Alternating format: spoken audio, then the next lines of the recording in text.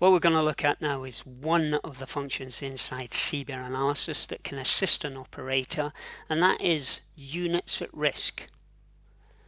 Units at risk will only work if the units have indicated that they wish to be notified within the system that they are at risk. And this is done if we pick up one of the units. It doesn't matter which one. We'll just take this unit here. We'll just quickly open it up, and you can see if it has a tick underneath the unit name, then that means that this unit will be warned in units at risk if it's inside a hazardous template. If this is taken off, then it will not be indicated in units at risk function. So that's up to you as the operator, depending on what units and information you have displayed onto your map and in your unit database, as to whether you want any units to be taken off one unit, because this tick is automatically defaulted on when you create or bring units in. It's up to you as an operator to then untick or take them off. So that's the first point you need to be aware of. All units, irrespective of what they are, this will be defaulted on, and therefore they will be shown in units at risk. So let's just go cancel on that. We're happy with that. We've got some units. What we need now is a hazardous template marked on the map. Doesn't matter if it's nuclear, biological, chemical or radiological. There are obviously slightly different procedures depending on which one you're going to select, how that's going to work, but the basics of it are exactly the same. So I'm just going to select for this example a chemical template. So I'm just going to click onto the map and then select F11 and then place a chemical template onto the map like so and go OK, and here is our chemical template. You can see that I've dimmed the map back to make the template stand out a little bit more, and plus I've also enhanced that template by using the halo settings here. If I switch them off and then go close, you can see it can be quite difficult to see the template, and we've discussed this in previous tutorials.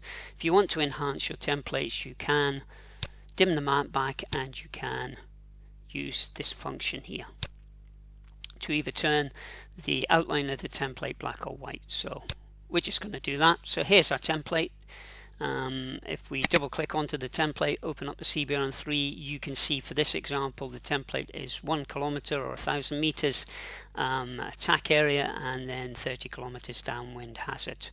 So that's what we've got, and inside that template we have various units that are going to be affected, and we've got an area here slightly more shaded indicating the rough location of where the chemical hazard is at the moment, because it is non-persistent and it's going downwind.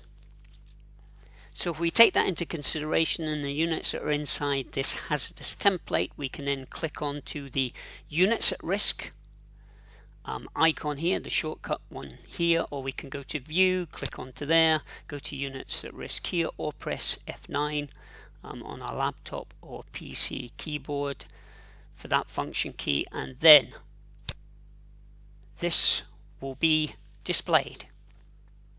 So this is indicating us for this particular template. So this is only one template that's being displayed on the map. We could have multiple templates displayed on the map, so therefore we will see that information also displayed in here. So you're not going to see a single piece of information for one template. If you've got lots of templates on the map, you'll see all the information. How you sort that out would be just clicking on alpha or whatever, and then the system will sort it out. But like I said, I've only got the one in here. And then we've got the latest arrival times, as we were fully aware, and we've got early arrival times, and this has changed slightly because of ATP 45 Foxtrot. So one of these timings can be taken out. We don't need that anymore, but we've just kept it in here for this particular version. We can rearrange these columns again by clicking at the top. So what I'm going to do is I'm going to change the color of how they're positioned in this column here. So what we've got, just so as you're fully aware, is the red triangle is indicating that this particular unit is inside the hazard. The yellow triangle is indicating that these two units here, the hazard has not reached them, and the orange triangle indicates that the hazard has now passed this particular unit. And then depending on our procedures and how we wish to carry it out, we can then start to instruct this particular unit to carry out unmasking, or it may have already carried out some masking procedures and then asking for clearance from that. So those are the colors. There are two other colors. Another one that you may see is gray. That's normally indicated for radiological, because we can't have timings for radiological. And we can also have green. Green indicates that the template is completely clear, and I'll show you how that's going to work in a second. So the information is there, and it's a LAN template, and there's the time of the incident. Okay, so if we go back to the map,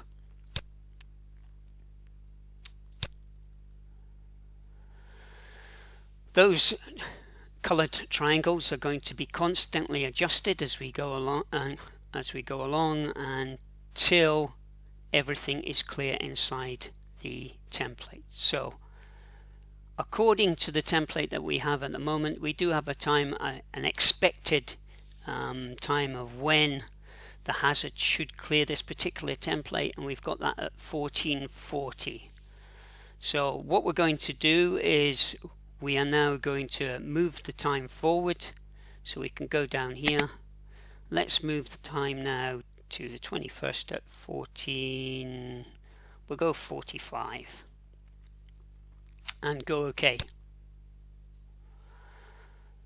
So what should happen as part of our procedures is we need to ensure that every unit is clear of the hazard. Okay, so inside this template we need to ensure that all those units are clear.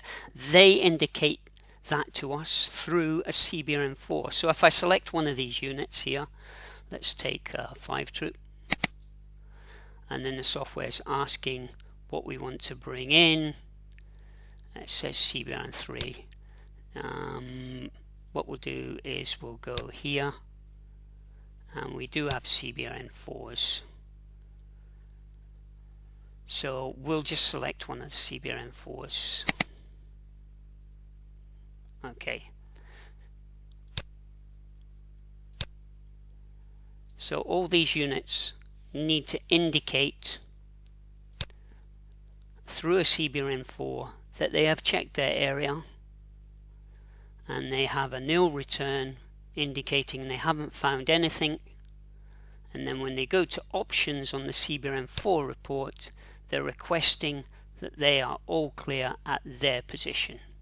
Okay. So that needs to be done for all the units inside that template. So if we bring that up, go OK.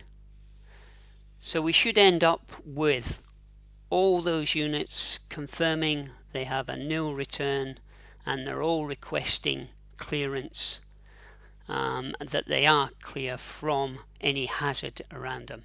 If need be, we may have to push out reconnaissance teams to check other areas where units may not be. That's entirely up to what our procedures are going to be to clear this template from the map, because that's ultimately what we're trying to do, is to clear the template indicating that there is no hazard there. Okay, so any time possibly after this time we could clear this template depending on what our procedures are in it, and if everyone has come back indicating that they can't find anything, and we've sent possibly some reconnaissance parties out to indicate in certain areas that they can't find anything, then our procedures could be that we want to clear that template from the map. So the next thing that we have to do is then go to the all clear wizard, and then we need to all clear the template. However, before I do that, just so as I don't forget, If I just close that down a second and go to the units at risk, all the colours should now change to orange to say that the hazard has passed. Okay. So what we can do now, as I said, is we've checked everything. So we're going to go to the wizard, all clear wizard. We're going to edit it and we're going to place a time in, and we will place in 14:45 and go OK, and then close and calculator update. And now, as far as the software is concerned, that template has been removed from the map. Okay, and it's then only indicated by this icon here, indicating that is where the incident initially happened. But remember, again, you can double click onto this icon and then it will bring up the CBRN3 so that you can see the information that relates to that incident that has happened. Okay.